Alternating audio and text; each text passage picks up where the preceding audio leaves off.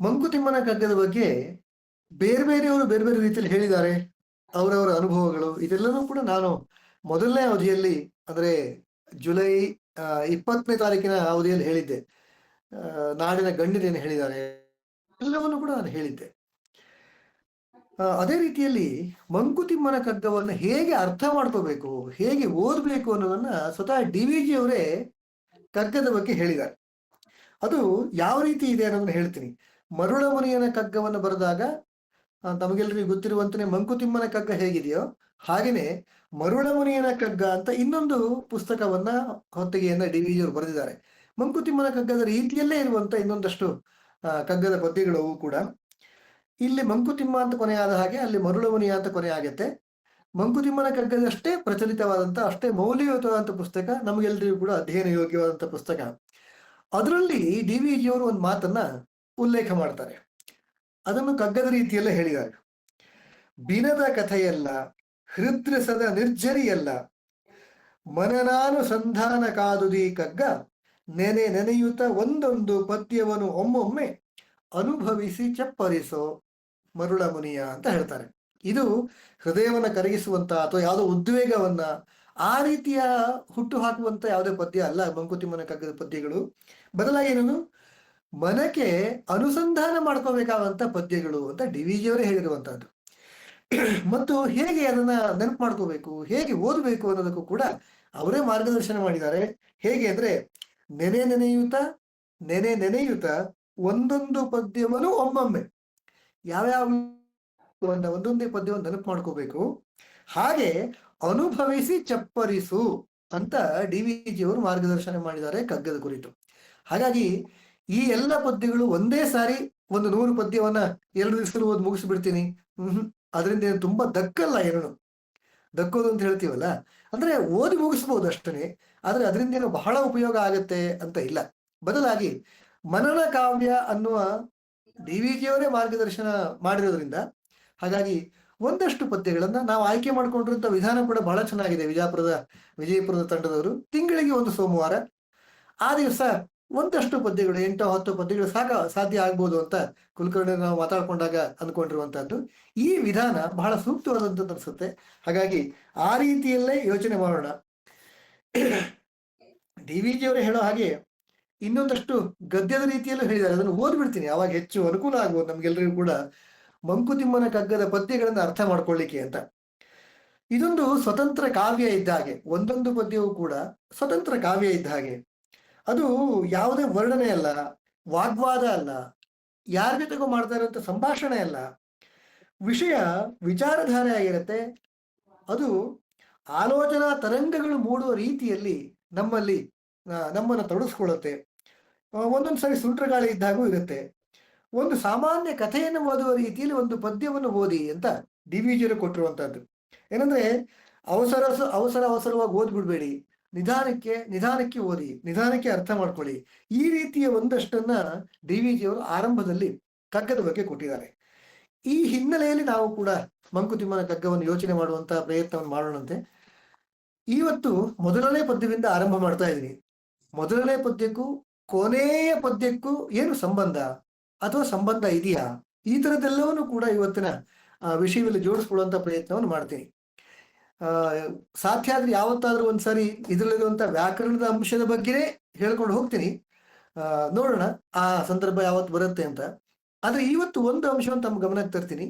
ಈ ಎಲ್ಲ ಪದ್ಯಗಳು 945 ಪದ್ಯಗಳು ಮುಕ್ತಕ ಶೈಲಿಯಲ್ಲಿ ಇವೆ. ಮುಕ್ತಕ ಅಂತಂದ್ರೆ ಕವಿ ತಾನು ಹೇಳಬೇಕಾದಂತ ವಿಚಾರವನ್ನ 3, 4, 5, 6 ಸಾಲುಗಳಲ್ಲಿ ಹೇಳಿ ಮುಗಿಸ್ಬಿಡ್ತಾರೆ. ಈ ರೀತಿಯ ಪದ್ಯಗಳು ಒಂದು ಪದ್ಯದಿಂದ 2ನೇ ಪದ್ಯಕ್ಕೆ, 3ನೇ ಪದ್ಯಕ್ಕೆ, 10ನೇ ಪದ್ಯಕ್ಕೆ ಯಾವುದು ಇಂಟರ್ಲಿಂಕ್ ಇರಲ್ಲ. ಸಾಮಾನ್ಯ ಪದ್ಯಗಳಲ್ಲಿ ಪಲ್ಲವಿಯಿಂದ ಮುಗಿಯುವ ತನಕ ಒಂದಕ್ಕೊಂದು ಇಂಟರ್ಲಿಂಕ್ ಇರುತ್ತೆ, ಒಳ ಸಂಬಂಧಗಳಿರ್ತಾವಲ್ಲ. ಮಂಕುತಿಮ್ಮನ ಕಗ್ಗದ ಪದ್ಯಗಳು ಹಾಗಲ್ಲ, ಅವು ಒಂದಕ್ಕೊಂದಕ್ಕೆ ಇಂಟರ್ಲಿಂಕ್ ಅಲ್ಲ, ಎಲ್ಲವೂ ಕೂಡ ಸ್ವತಂತ್ರ ಪದ್ಯಗಳು. ಈ ಶೈಲಿಯ ಪದ್ಯಗಳನ್ನು ನಾವು ಮುಕ್ತಕ ಅಂತ ಹೇಳ್ತೀವಿ. ಮುಕ್ತಕ ಅಂತ ಸರ್ವಜ್ಞನ ವಚನಗಳು, ಜನಪದ ಗೀತೆಗಳು, ಸೋಮೇಶ್ವರ ಶತಕ ಇವೆಲ್ಲವೂ ಕೂಡ ಮುಕ್ತಕ ಶೈಲಿಗೆ ಒಳ್ಳೆಯ ಉದಾಹರಣೆಗಳು. ಅದೇ ರೀತಿಯಲ್ಲಿ ಇಲ್ಲೂ ಕೂಡ ಮುಕ್ತಕ ಶೈಲಿಯಲ್ಲಿರುವಂತ ಪದ್ಯಗಳು. ಮೊದಲನೇದು ಅಲ್ಲಿಂದನೇ ಆರಂಭ ಮಾಡ್ತೀನಿ. ಶ್ರೀ ವಿಷ್ಣು ವಿಶ್ವಾದಿ ಮೂಲ ಮಾಯಾಲೋಲ ದೇವ ಸರ್ವೇಶ ಪರಬೊಮ್ಮನೆಂದು ಜನಂ ಆವುದನು ಕಾಣದೊಡಮಳ್ತಿಂ ನಂಬಿಹುದೋ ಆ ವಿಚಿತ್ರಕ್ಕೆ ನಮಿಸು ಮಂಕುತಿಮ್ಮ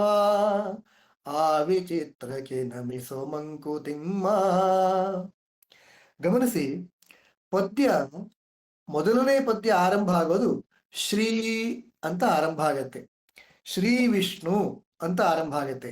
ಈ ಶ್ರೀ ಅನ್ನೋದ್ರ ಬಗ್ಗೆನೇ ನಿಮ್ಮೆಲ್ಲರ ಗಮನ ಸೆಳೀಬೇಕು ಅಂತ ನನಗೆ ಆಸೆ. ನಮ್ಮ ಕನ್ನಡ ನಾಡಿನ ಎಷ್ಟೆಷ್ಟೋ ಮಹಾನ್ ಕಾವ್ಯಗಳು ಬಂದು ಅಲ್ಲ, ಅಂತ ತುಂಬಾ ಕಾವ್ಯಗಳು ಶ್ರೀ ಅಂತಾನೆ ಆರಂಭ ಆಗಿದ್ದಾವೆ. ನಾವೆಲ್ಲರೂ ಕೂಡ ಕುಮಾರವ್ಯಾಸ ಭಾರತದ ಬಗ್ಗೆ ಕೇಳಿದೀವಿ. ಗದುಗಿನ ನಾರಾಯಣಪ್ಪ ಬರೆದಿರುವಂತ ಕರ್ನಾಟಕ ಭಾರತ ಕಥಾಮಂಜರಿ, ಅದು ಕುಮಾರವ್ಯಾಸ ಭಾರತ ಅಂತಾನೆ ಪ್ರಚಲಿತ ಆಗಿರುವಂತಹದ್ದು. ಕುಮಾರವ್ಯಾಸ ಭಾರತದ ಮೊದಲನೇ ಸಾಲು ಶುರುವಾಗೋದು ಶ್ರೀ ಅಂತಾನೆ ಶುರು ಆಗತ್ತೆ. ಶ್ರೀ ವನಿತೆಯ ರಸನೆ ಅಂತ ಆರಂಭ ಆಗತ್ತೆ, ಶ್ರೀ ವನಿತೆಯ ರಸನೆ ಅಂತ. ಅದೇ ರೀತಿ ಜಮಿನಿ ಭಾರತ ಬಗ್ಗೆ ನೀವೆಲ್ಲರೂ ಕೇಳಿದಿರಿ. ಈ ಜಮಿನಿ ಭಾರತವೂ ಕೂಡ ಶ್ರೀ ಅಂತಾನೆ ಆರಂಭ ಆಗೋದು. ಶ್ರೀ ವಧುವಿನಂಬಕ ಚಕೋರ ಕಂಪೊರೆಯೇ ಅಂತ ವಾರ್ಧಕ ಷಟ್ಪದಿಯಲ್ಲಿ ಶುರು ಆಗುತ್ತೆ. ಕುಮಾರವ್ಯಾಸ ಭಾರತ ನಮ್ಗೆಲ್ರಿಗೂ ಗೊತ್ತಿರುವಂತಾನೆ ಭಾಮಿನಿ ಷಟ್ಪದಿಗಳಿಗೆ ಇರುವಂತಹದ್ದು. ಹೀಗೆ ವಾರ್ಧಕ ಷಟ್ಪದಿ ಇರ್ಲಿ, ಭಾಮಿನಿ ಇರ್ಲಿ, ಅದೆರಡರಲ್ಲೂ ಕೂಡ ಕವಿ ಪುಂಗವರು ಆರಂಭ ಮಾಡಿರುವಂತಹದ್ದು ಶ್ರೀ ಅಂತ. DVG ಅವರು ಅವರೇ ಬರೆದಿರುವಂತ 1947 ಈ ತಿಂಗಳು ಆಗಸ್ಟ್ 15ಕ್ಕೆ ನಾವೆಲ್ಲರೂ ಕೂಡ ಸ್ವತಂತ್ರ ದಿನಾಚರಣೆ ಆಚರಿಸ್ತೀವಲ್ಲ, 47ನೇ ಇಸ್ವಿಯಲ್ಲಿ ಸ್ವಾತಂತ್ರ್ಯ ಸಿಕ್ಕ ಮಧ್ಯರಾತ್ರಿಯಲ್ಲಿ 14ರ ಮಧ್ಯರಾತ್ರಿಯಲ್ಲಿ DVG ಅವರು ಸ್ವಾತಂತ್ರ್ಯ ಸಿಕ್ಕ ಸಂತೋಷವನ್ನ ಕಾವ್ಯ ರೂಪದಲ್ಲಿ ಹೊರಹಾಕ್ತಾರೆ. ಅದನ್ನ ಸ್ವತಂತ್ರ ಭಾರತ ಅಭಿನಂದನಸ್ತವ ಅಂತ ಅವರು ಹೆಸರಿಟ್ಟಿದ್ದಾರೆ. ಬಹಳ ಪುಟ್ಟವಾದಂತ ಪುಸ್ತಕ, ಎಲ್ಲವೂ ಕೂಡ ಖ್ಯಾತ ಕರ್ನಾಟಕ ವೃತ್ತ ಶೈಲಿಯಲ್ಲಿ ಇರುವಂತಹ ಪದ್ಯಗಳು. ಒಟ್ಟು 24 ಪದ್ಯಗಳಿದಾವೆ, 24 ಪದ್ಯಗಳು. ಒಂದು ಸಣ್ಣ ಹೊತ್ತಿಗೆ ಸ್ವತಂತ್ರ ಭಾರತ ಅಭಿನಂದನಸ್ತವ ಅಂತ ಅದ್ರ ಹೆಸರು. ಅದರಲ್ಲಿ ಈ ಖ್ಯಾತ ಕರ್ನಾಟಕ ವೃತ್ತದಲ್ಲಿ ಆರಂಭ ಆಗಿರುವಂತ ಈ ಪುಸ್ತಕದಲ್ಲಿ ಇದರಲ್ಲೂ ಕೂಡ DVG ಅವರು ಶ್ರೀ ಅಂತಾನೆ ಆರಂಭ ಮಾಡ್ತಾರೆ. ಶ್ರೀರಸ್ತು ಸ್ವಸ್ತಿ ಮಾತೆ ಜಗದಖಿಲ ಹಿತೆ ದಿವ್ಯ ತೇಜೋ ವಿಭೂತೆ ಅಂತ ಆರಂಭ ಮಾಡ್ತಾರೆ. ಅಂದ್ರೆ ಒಂದು ಕಾಲಘಟ್ಟದಲ್ಲಿ ಯಾವ್ಯಾವ ಪ್ರಮುಖ ಗ್ರಂಥಗಳು, ಪುಸ್ತಕಗಳು ರಚನೆ ಆದವೋ ಅಂತ ಎಲ್ಲವೂ ಕೂಡ ಶ್ರೀ ಅನ್ನುವಂಥ ಅಕ್ಷರದಿಂದಲೇ ಆರಂಭ ಆದವು ಅನ್ನೋದು ನಮ್ಮೆಲ್ಲರ ಗಮನಕ್ಕಿರಬೇಕು. ಅದೇ ರೀತಿಯಲ್ಲಿ DVG ಅವರು ಕೂಡ ಈ ಪುಸ್ತಕವನ್ನ, ಮಂಕುತಿಮ್ಮನ ಕಗ್ಗದ ಪುಸ್ತಕವನ್ನ ಆರಂಭ ಮಾಡಿದ್ದು ಮೊದಲನೇ ಪದ್ಯದಲ್ಲಿ ಶ್ರೀ ಅಂತಾನೆ ಆರಂಭ ಮಾಡ್ತಾರೆ. ಅದು ಶ್ರೀ ವಿಷ್ಣು ವಿಶ್ವಾದಿ ಮೂಲ ಮಾಯಾಲೋಲ ಅಂತ ಆರಂಭ ಮಾಡ್ತಾರೆ. ಎಷ್ಟು ಚೆನ್ನಾಗಿದೆ ನೋಡಿ. ದೇವರನ್ನ ನೀವು ಅದನ್ನ ದೇವರು ಅಂತ ಹೇಳಿ, ಕಾಣದ ಯಾವುದೋ ಶಕ್ತಿ ಅಂತ ಹೇಳಿ, ಅಥವಾ ನಮ್ಮ ಕಲ್ಪನೆ, ನಮ್ಮ ಮಿತಿ ಇರುತ್ತಲ್ಲ, ಅದಕ್ಕೆ ತಕ್ಕಂತೆ ನೀವ್ ಏನ್ ಬೇಕಿದ್ರು ಅಂದ್ಕೊಳ್ಳಿ. ದೇವರು ಅಂತ DVG ಅವರೇನು ಹೇಳಿಲ್ಲ, ಆದ್ರೆ ಅವ್ರು ಹೇಳುವಂಥದ್ದು ಬಹಳ ಮಜಾ ಇದೆ. ಏನ್ ಗೊತ್ತಾ? ಶ್ರೀ ವಿಷ್ಣು ಅಂತ ಹೇಳ್ತೀವಿ, ವಿಶ್ವಕ್ಕೆ ಆದಿ ಮೂಲ ಅಂತ ಹೇಳ್ತೀವಿ, ವಿಶ್ವಾದಿ ಮೂಲ ಅಂತ ಹೇಳ್ತೀವಿ, ಮಾಯಾಲೋಲ ಅಂತ ಹೇಳ್ತೀವಿ. ದೇವರನ್ನ ಹಾಗೆ ತಾನೆ ಮಾಯಾಲೋಲ. ಕಗ್ಗದಲ್ಲೂ ತುಂಬಾ ಕಡೆ ಮಾಯೆ ಬಗ್ಗೆ ಬರುತ್ತೆ, ಮುಂದೆ ಯಾವತ್ತಾದ್ರೂ ಪ್ರಸ್ತಾಪ ಮಾಡ್ತೀನಿ ನಾನು. ಮಾಯಾಲೋಲ ಅಂತ ಹೇಳ್ತೀವಿ, ದೇವ ಅಂತ ಹೇಳ್ತೀವಿ. ದೇವರು ಅಂತ ಅವ್ರು ಹೇಳಿಲ್ಲ, ದೇವ ಅಂತ ಹೇಳ್ತಾರೆ. ಸರ್ವೇಶ ಅಂತ ಕೆಲವರು ಕರೀತಾರೆ, ಎಲ್ಲದಕ್ಕೂ ಈಶ್ವರ ಮುಖ್ಯ ಅಂತ ಹೇಳಿ. ಪರಬ್ರಹ್ಮ ಅಂತ ಕೆಲವರು ಹೇಳ್ತಾರೆ. ಹೀಗೆ ಬೇರೆ ಬೇರೆ ರೀತಿಯಲ್ಲಿ ಈ ಘನವಾದಂತ ಸತ್ವವನ್ನ, ಘನವಾದಂತ ಶಕ್ತಿಯನ್ನ ಉಲ್ಲೇಖ ಹೇಳ್ತಾ ಹೋಗ್ತಾರೆ. ಆದ್ರೆ DVG ಅವರೇನು ಹೇಳ್ತಾರೆ ಗೊತ್ತಾ? ಆವುದನು ಕಾಣದೊಡಂ ಅಳ್ತಿಯಂ ನಂಬಿಹುದು ಅಂತ DVG ಅವರು ಹೇಳ್ತಾರೆ. ನಾವ್ಯಾರು ಕೂಡ ದೇವರನ್ನ ನೋಡಿಲ್ಲ, ಪ್ರತ್ಯಕ್ಷವಾಗಿ ದೇವರನ್ನ ಕಂಡಿಲ್ಲ. ನಮಗೆ ಬೇಕಾದಾಗ ನಾವು ಕಲ್ಪನೆ ಮಾಡಿಕೊಂಡು ವಿಗ್ರಹದ ರೀತಿಯಲ್ಲ, ಮೂರ್ತಿಯ ರೂಪದಲ್ಲೋ ಆರಾಧನೆ ಮಾಡ್ತೀವಿ. ಈಶ್ವರ ಅಂದ ತಕ್ಷಣ ತ್ರಿಶೂಲ ಇರಬೇಕು, ಅವನಿಗೊಂದು ಜಟೆ ಇರಬೇಕು, ನೀಲ ಮುಖ ಇರಬೇಕು, ಕೊರಳಲ್ಲಿ ಹಾವಿರ್ಬೇಕು, ನಾವು ಕಲ್ಪನೆ ಮಾಡ್ಕೊಂಡಿರುವಂತದ್ದು. ಅದಕ್ಕೆ ಪೂರ್ವಕವಾಗಿ ವಿವರಣೆಯ ಪದ್ಯಗಳಿದಾವೆ. ಆದ್ರೆ ಈಶ್ವರ ಹಾಗೆ ಇದ್ನಾ ಅನ್ನೋದಕ್ಕೆ ವಿಜ್ಞಾನದ ರೀತಿಯಲ್ಲಿ ಯಾವುದೇ ಸಾಕ್ಷಿ ನಮ್ಮ ಹತ್ರ ಇಲ್ಲ. ಆದ್ರೆ ಈ ಈಶ್ವರನನ್ನ, ಈ ವಿಷ್ಣುವನ್ನ, ಈ ಗಣೇಶನನ್ನ, ಈ ಪಾರ್ವತಿಯನ್ನ, ಈ ದುರ್ಗೆಯನ್ನ, ಈ ಕಾಳಿಯನ್ನ, ಅಥವಾ ಇನ್ಯಾವುದೋ ಕೊಲ್ಲೂರಮ್ಮ ಅಂತನೋ, ಬೆಂಗಳೂರು ಸುತ್ತಮುತ್ತಲಿರುವಂತ ಏನು ಬನಶಂಕರಿ ಅಮ್ಮ ಅಂತ, ಇನ್ ಯಾವ ರೀತಿಯಲ್ಲಿ ಬೇಕಿದ್ರು ಆಗ್ಬೋದು. ಇಂತಹ ದೇವರನ್ನ ಬೇರೆ ಬೇರೆ ರೀತಿಯಲ್ಲಿ ನಂಬಿಕೊಂಡಿದೀವಿ ನಾವು. ನಾವ್ಯಾರು ಕಂಡಿಲ್ಲ, ಆದ್ರೆ ನಂಬಿಕೊಂಡಿದ್ದೀವಿ. ಅದನ್ನೇ ಡಿವಿಜನ್ ಹೇಳ್ತಾರೆ, ಆವುದನು ಕಾಣದೊಡಂ ಅಳ್ತಿಯಂ ನಂಬಿಹುದು ಅಂತ. ಬರೀ ನಂಬಿದ್ದಲ್ಲ ರೀ, ಅಳ್ತಿಯಂ ತುಂಬಾ ಪ್ರೀತಿಯಿಂದ ನಂಬ್ಕೊಂಡಿದೀವಿ ಅಲ್ವೇ. ಇಂತಹ ಪ್ರೀತಿಯಿಂದ ನಂಬ್ಕೊಂಡಿದಾರಲ್ಲ, ಕಂಡಿಲ್ಲ ಆದ್ರೆ ನಂಬ್ಕೊಂಡಿದೀವಿ. ಕಾಣಲ್ಲ ಅಂತ ಗೊತ್ತು, ದೇವರನ್ನು ಪ್ರತ್ಯಕ್ಷವಾಗಿ ನೋಡ್ಲಿಕ್ಕೆ ಆಗಲ್ಲ ನಮಗೆ ಅಂತ ನಮ್ಗೆ ಗ್ಯಾರಂಟಿ ಗೊತ್ತಿದೆ, ಅಷ್ಟಾದ್ರೂ ಪ್ರೀತಿಯಿಂದ ನಂಬ್ಕೊಂಡಿದೀವಿ. ಇದೊಂದು ವಿಚಿತ್ರ ಅಲ್ವಾ? ಹೌದ್ ತಾನೆ? ಈ ನಂಬಿಕೆಯೇ ವಿಚಿತ್ರ ಅಂತ ಡಿವಿಜನ್ ಹೇಳೋದು. ಅದಕ್ಕಾಗಿ ಡಿವಿಜನ್ ಏನ್ ಹೇಳ್ತಾರೆ ಗೊತ್ತಾ? ಆ ವಿಚಿತ್ರಕ್ಕೆ ನಮಿಸು ಮಂಕುತಿಮ್ಮ. ಯಾಕೆಂದ್ರೆ ಬಹುಜನರು, ತುಂಬಾ ಜನರು ಈ ವಿಚಿತ್ರವನ್ನು ನಂಬಿಕೊಂಡ್ಬಿಟ್ಟಿದಾರಲ್ಲ, ಹಾಗಾಗಿ ನೀನು ಅದಕ್ಕೆ ನಮಸ್ಕಾರ ಮಾಡು ಅಂತ ಡಿವಿಜನ್ ಆರಂಭದ ಶ್ಲೋಕದಲ್ಲಿ ಹೇಳ್ತಾರೆ. ಅಷ್ಟಾಗಿಯೂ ಕೂಡ ಆಗ್ರಹ ಇಲ್ಲ, ಬರೀ ಒಂದು ಸಲಹೆ ಅಷ್ಟೇ. ಆ ವಿಚಿತ್ರಕ್ಕೆ ನಮಿಸು ಅಂತ ಡಿವಿಜನ್ ಹೇಳ್ತಾರೆ. ಇನ್ನೊಂದ್ಸರಿ ಪದ್ಯವನ್ನು ಹೇಳ್ತೀನಿ, ಬಹುಶಃ ಈಗ ಇನ್ನು ಸ್ಪಷ್ಟ ಆಗ್ಬೋದು ಹೆಚ್ಚಾಗಿ. ಶ್ರೀ ವಿಷ್ಣು ವಿಶ್ವಾದಿ ಮೂಲ ಮಾಯಾಲೋಲ ದೇವ ಸರ್ವೇಶ ಪರಬೊಮ್ಮನೆಂದು ಜನಂ ಆವುದನು ಕಾಣದೊಡಮಳ್ತಿಯಂ ನಂಬಿಹುದೋ ಆ ವಿಚಿತ್ರಕ್ಕೆ ನಮಿಸು ಮಂಕುತಿಮ್ಮ, ಆ ವಿಚಿತ್ರಕ್ಕೆ ನಮಿಸು ಮಂಕುತಿಮ್ಮ. ಮೊದಲನೇ ಪದ್ಯ ಆಯ್ತು ಅಂತ ಅನ್ಕೊಳ್ಳಿ. ವಾಪಸ್ ಮೊದಲನೇ ಪದ್ಯದ ಪ್ರಸ್ತಾಪವನ್ನು ಮಾಡ್ತೀನಿ. ಎರಡನೇ ಮೂರನೇ ಪದ್ಯಕ್ಕೆ ಹೋಗುವಾಗ ಪುನಃ ಈ ಪದ್ಯದ ಪ್ರಸ್ತಾಪ ಆಗತ್ತೆ. ಯಾಕೆ ಅಂತ, ಈ ವಿಚಿತ್ರವನ್ನು ಹೇಗೆ ಅಂತ ನೀವು ಅರ್ಥ ಮಾಡ್ಕೊಳ್ಳಿ ನಂತರ. ಇದೊಂದು ವಿಚಿತ್ರ ವಿಶೇಷ ಇದೆ ಅದರೊಳಗೆ. ಎರಡನೇ ಪದ್ಯ ಗಮನಿಸಿ. ಜೀವ ಜಡ ರೂಪ ಪ್ರಪಂಚವನದಾವುದೋ ಆವರಿಸಿಕೊಂಡು ಒಳ ನೆರೆದು ಮಿಹುದಂತೆ ಭಾವಗೊಳಪಡದಂತೆ ಅಳತೆಗೊಳಪಡದಂತೆ ಆ ವಿಶೇಷಕ್ಕೆ ಮಣಿಯೋ ಮಂಕುತಿಮ್ಮ, ಆ ವಿಶೇಷಕ್ಕೆ ಮಣಿಯೋ ಮಂಕುತಿಮ್ಮ. ಎರಡನೇ ಪದ್ಯದಲ್ಲಿ ಇನ್ನೊಂದು ಸ್ವಲ್ಪ ಭಿನ್ನವಾಗಿ ಡಿವಿಜನ್ ಹೇಳ್ತಾರೆ. ಜೀವ ಜಡರೂಪ, ಪ್ರಪಂಚ ಯಾವುದನ್ನೋ ಒಂದು ಅಪ್ಪಿಕೊಂಡ್ಬಿಟ್ಟಿದೆ. ಅದು ಜೀವ ಇದೆಯೋ ನಿರ್ಜೀವ ಇದೆಯೋ, ಜೀವ ಇದೆಯೋ ಜಡರೂಪದಲ್ಲಿದೆಯೋ ಗೊತ್ತಿಲ್ಲ. ಆದ್ರೆ ಪ್ರಪಂಚ ಮಾತ್ರ ಯಾವುದು ಇಡೀ ಪ್ರಪಂಚ ಯಾವುದೋ ಒಂದು ಶಕ್ತಿ ಅದು ಆವರಿಸಿಕೊಂಡಿದೆ ಅಂತ ನಮಗೆ ಗೊತ್ತು. ಯಾವುದೋ ಒಂದು ಶಕ್ತಿ ಇದೆ, ನಮ್ಮ ಕಣ್ಣಿಗೆ ಕಾಣದ, ನಮ್ಮ ಮಿತಿಯನ್ನ ಮೀರಿದಂತ ಯಾವುದೋ ಒಂದು ಶಕ್ತಿ ಇದೆ ಅಂತ ಎಲ್ಲರೂ ಒಪ್ಕೋತಾರೆ. ವಿಜ್ಞಾನವು ಕೂಡ ಅದನ್ನೇ ಹೇಳೋದು, ಯಾವುದೋ ಒಂದು ಶಕ್ತಿ ಇದೆ ಅನ್ನೋದನ್ನ ಎಲ್ಲರೂ ಒಪ್ಕೊಳ್ಳುವಂತ ಮಾತು. ಅದನ್ನೇ ಡಿವಿಜನ್ ಹೇಳ್ತಾರೆ, ಜೀವ ಜಡರೂಪ.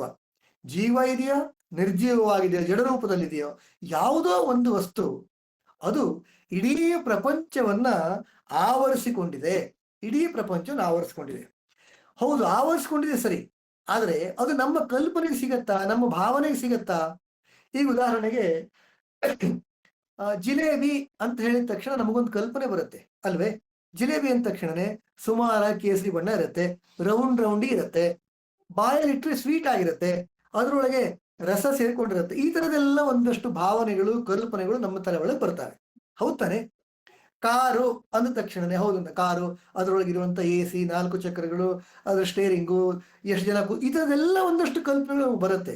ಅಂದ್ರೆ ನಮ್ಮ ಭಾವನೆಗೆ ಎಷ್ಟೋ ವಸ್ತುಗಳು ಸುಲಭವಾಗಿ ಸಿಗತ್ತೆ. ಆದ್ರೆ ಈ ಪ್ರಪಂಚವನ್ನೇ ಆವರಿಸಿಕೊಂಡಿರುವಂತ ಈ ಜಡವೋ ಅಥವಾ ಜೀವ ಇದೆಯೋ ಅಂತ ಗೊತ್ತಿಲ್ಲದೆ ಇರುವಂತ ಈ ವಿಚಿತ್ರ ಇದೆಯಲ್ಲ, ಇದು ನಮ್ಮ ಭಾವನೆಗೆ ನಿಲುಕದ್ದು ಅಂತ. ಭಾವನೆಗೆ ಸಿಗೋದೇ ಇಲ್ವಂತೆ ಇದು. ಹೌದ್ ತಾನೆ? ಆಯ್ತು, ಭಾವನೆಗೆ ಸಿಗಲ್ಲ, ಅಳತೆಗಾದ್ರೂ ಸಿಗತ್ತಾ? ಇಷ್ಟು ಚೆನ್ನಾಗಿ ಹೇಳ್ತಾರೆ, ಅಳತೆಗೆ ಅಳವಡದಂತೆ ಅಂತ, ಅಳತೆಗೆ ಅಳವಡದಂತೆ ಅಂತ ಡಿವಿಜನ್ ಹೇಳ್ತಾರೆ. ಅಂದ್ರೆ 1 ಮೀಟರ್ ಇದೆ, 2 ಇಂಚ್ ಇದೆ, ಹೋಗ್ಲಿ ಮೀಟರ್ ಲೆಕ್ಕದಲ್ಲ, ಕೆಜಿ ಲೆಕ್ಕದಲ್ಲಿ ಇದೆ, 5 kg ಇದೆ, 10 kg ಇದೆ, 1 ಟನ್ ಇದೆ. ಹೋಗ್ಲಿ ಲೀಟರ್ ಲೆಕ್ಕದಲ್ಲಿ 1 ಲೀಟರ್ ಇದೆ, 10 ಲೀಟರ್ ಇದೆ. ಈಗ KRS ಅಲ್ಲಿ 5 ಕ್ಯೂಸೆಕ್ ನೀರನ್ನು ಬಿಡಲಾಯಿತು ಅಂತ ಹೇಳ್ತಾರಲ್ಲ, ಆತರ ಕ್ಯೂಸೆಕ್ಸ್ ಲೆಕ್ಕದಲ್ಲಿ, ಲೀಟರ್ ಲೆಕ್ಕದಲ್ಲಿ, KG ಲೆಕ್ಕದಲ್ಲಿ, ಇಂಚು ಮೀಟರ್ ಲೆಕ್ಕದಲ್ಲಿ ಯಾವುದಕ್ಕೂ ಸಿಗಲ್ವಲ್ಲ. ಯಾವ ರೀತಿಯ ಅಳತೆಯೂ ಕೂಡ ಈ ವಿಶೇಷ ಸಿಗೋದೇ ಇಲ್ಲ. ಆದ್ರೆ ಇಡೀ ಜಗತ್ತನ್ನು ಮಾತ್ರ ಆವರಿಸ್ಕೊಂಡಿದೆ. ಅದಕ್ಕೆ ಜೀವ ಇದೆಯೋ ನಿರ್ಜೀವ ಇದೆಯೋ ಗೊತ್ತಿಲ್ಲ. ಇದು ವಿಶೇಷ ಅಲ್ವಾ? ವಿಶೇಷ ತಾನೆ. ಅದನ್ನೇ ಡಿವಿಜರ್ ಹೇಳ್ತಾರೆ, ಇದೊಂದು ವಿಶೇಷನಪ್ಪ, ಈ ವಿಶೇಷಕ್ಕೆ ಮಣಿಯೋ ಅಂತ ಹೇಳ್ತಾರೆ. ಈ ವಿಶೇಷಕ್ಕೆ ಮಣಿಯುವುದು ಅಂದ್ರೆ ಬಾಗುವುದು ಅಂತ. ಅಂದ್ರೆ ಜಗತ್ತಿನ ಯಾವುದೋ ಒಂದು ಶಕ್ತಿ ಇದೆಯಲ್ಲ, ಆ ಶಕ್ತಿಗೆ ನೀನು ತಲೆಬಾಗು. ಗಮನಿಸಿ, ಮೊದಲನೇದರಲ್ಲಿ ನಮಿಸು ಅಂತ ಹೇಳಿದ್ರು, ನಮಸ್ಕಾರ ಮಾಡುವಂತ. ಎರಡನೇದರಲ್ಲಿ ಬಾಗು ಅಂತ ಹೇಳಿದ್ರು, ಮಣಿಯೋ ಬಾಗು ಅಂತ ಹೇಳಿದ್ರು. ಮೂರನೇ ಪದ್ಯ ಏನಿರ್ಬೋದು ಗಮನಿಸಿ. ಮೂರನೇ ಪದ್ಯ ನಿಮ್ಮೆದುರಿಗೆ ಇಡ್ತೀನಿ. ಇಹುದೋ ಇಲ್ಲವೋ ತಿಳಿಯಗೊಡದೊಂದು ವಸ್ತು ನಿಜ, ಮಹಿಮೆಯಿಂ ಜಗವಾಗಿ ಜೀವವೇಷದಲ್ಲಿ ವಿಹರಿಪುದುದೊಳ್ಳಿತೆಂಬುದು ನಿಸದವಾದೊಡೆ. ಆ ಗಹನ ತತ್ವಕ್ಕೆ ಮಣಿಯೋ ಶರಣು ಮಂಕುತಿಮ್ಮ, ಆ ಗಹನ ತತ್ವಕ್ಕೆ ಶರಣು ಮಂಕುತಿಮ್ಮ. ಎಷ್ಟು ಚೆನ್ನಾಗಿದೆ ನೋಡಿ. ಇಹುದೋ ಇಲ್ಲವೋ ಗೊತ್ತಿಲ್ಲ. ಈ ವಿಶೇಷವಾದಂತ ಶಕ್ತಿ, ನೀವು ದೇವರು ಅಂತಿರೋ, ದೇವರು ಸರ್ವೇಶ ಅಂತಿರೋ, ಏನ್ ಬೇಕಿದ್ರು ಹೇಳ್ತೀವಿ ಅಂತ ಅಂದ್ವಲ್ಲ, ಇದು ಇದೆಯೋ ಇಲ್ವೋ ಗೊತ್ತಿಲ್ಲ ನಮ್ಗೆ. ಅದು ಗೊತ್ತು ಮಾಡ್ಲಿಕ್ಕೆ ಆ ವಸ್ತುನೇ ನಮಗ್ ಬಿಡಲ್ಲಂತೆ. ಎಷ್ಟು ಚೆನ್ನಾಗಿದೆ. ಇಹುದೋ ಇಲ್ಲವೋ ತಿಳಿಯಗೊಡದ ವಸ್ತು, ಅದು ಇದೆ ಅಂತ ತಿಳ್ಕೊಳ್ಳಿಲ್ಲ ನಮಗೆ. ಈಗ ಮಲ್ಲಿಗೆ ಇದೆ ಅಂತ, ಮಲ್ಲಿಗೆ ಇರುವಿಕೆ ನಮ್ಗೆ ಗೊತ್ತಾಗತ್ತೆ, ಯಾಕೆಂದ್ರೆ ಪರಿಮಳ ಬಂದ್ಬಿಡುತ್ತೆ ಅಲ್ವೇ. ಅಡಿಗೆ ಮಾಡ್ತಾ ಇದ್ದಾರೆ ಅಂತ ನಮ್ಗೆ ಗೊತ್ತಾಗ್ಬಿಡುತ್ತೆ, ಆ ಪರಿಮಳ ಬರುತ್ತೆ. ಹೌದ್ ತಾನೆ. ಗಾಡಿ ಬಂತು, ಏರೋಪ್ಲೇನ್ ಬಂತು, ವಿಮಾನ ಬಂತು ಅಂತ ಗೊತ್ತಾಗುತ್ತೆ, ಶಬ್ದ ಗೊತ್ತಾಗ್ಬಿಡುತ್ತೆ. ಆದ್ರೆ ಈ ವಿಚಿತ್ರ ಇದೆಯಲ್ಲ, ಇಡೀ ಜಗತ್ತನ್ನ ಆವರಿಸಿಕೊಂಡಿರುವಂತ ಆ ವಿಶೇಷ, ಅದು ಇದೆಯೋ ಇಲ್ವೋ ಅಂತ ನಮ್ಮ ಅನುಭವಕ್ಕೆ ಬರಲ್ಲ. ಆದ್ರೆ ಅದು ಇದೆ ಅಂತ ಗೊತ್ತಾಗುತ್ತೆ, ಯಾಕೆ ನಂಬ್ಕೊಂಡ್ಬಿಟ್ಟಿದೀವಿ ಅಲ್ವೇ. ಇಂತಹ ತನ್ನ ಮಹಿಮೆಯಿಂದ ಅದು ಇಡೀ ಜಗತ್ತನ್ನ ಆವರಿಸ್ಕೊಂಡಿದೆ, ಅದು ಇಡೀ ಜೀವಿಗಳಲ್ಲಿ ಒಳಗೊಂಡು ಬಿಟ್ಟಿದೆ ಅಂತ. ಡಿವಿಜನ್ ಏನ್ ಹೇಳ್ತಾರೆ ಗೊತ್ತಾ? ಆಯ್ತಪ್ಪ, ಇಷ್ಟೆಲ್ಲ ಇದೆ, ಇಷ್ಟೆಲ್ಲ ಇದೆ ಅಂತ ಅದಕ್ಕೆ ಸರೆಂಡರ್ ಆಗ್ಬೇಕಾ? ಆಗ್ಲೂ ಕೂಡ ಡಿವಿಜನ್ ಹೇಳೋದೇನಂದ್ರೆ, ನಿನಗೆ ಇದು ನಿಸದವಾದೊಡೆ. ನಿಸದ ಅಂತಂದ್ರೆ ನಿಶ್ಚಯ, ಗ್ಯಾರಂಟಿ ಅಂತ. ಈಗೆಲ್ಲ ಇದೆ, ನಿನಗೆ ನಿಶ್ಚಯ ಆಯ್ತಾ, ನಿನಗೆ ಕಂಡು ಬಂತ? ಹಾಗಿದ್ರೆ ಹಾಗೆ ಕಂಡು ಬಂದ ಮೇಲೆ, ಕಂಡು ಬಂದರೆ ಹಾಗೇನ್ ಮಾಡು, ಆ ಗಹನ ತತ್ವಕ್ಕೆ ಶರಣು ಅಂತ. ಅದೊಂದು ಗಹನ ತತ್ವವೇ, ಬರೀ ತತ್ವ ಅಲ್ಲ, ಅದು ಗಹನವಾದಂತ ತತ್ವ. ಈ ಗಹನ ತತ್ವಕ್ಕೆ ಯಾವಾಗ ನಿನಗೆ ಅದು ಸರಿ ಅಂತ ಅನಿಸಿದ್ರೆ, ನಿನಗೆ ಗಮನಕ್ಕೆ ಬಂದ್ರೆ, ನಿನಗೆ ನಿಶ್ಚಯ ಆದ್ರೆ, ಎಸ್ ಇದು ಇದೆ ಅಂತ ಗೊತ್ತಾದ್ರೆ, ಆಗ ನೀನ್ ಅದಕ್ಕೆ ಶರಣಾಗು, ಸರೆಂಡರ್ ಆಗು ಅಂತ ಹೇಳ್ತಾರೆ. ಎಷ್ಟು ಚೆನ್ನಾಗಿದೆ ನೋಡಿ.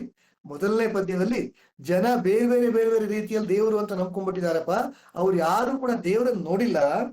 ಅದೊಂದು ರೀತಿ ವಿಚಿತ್ರ.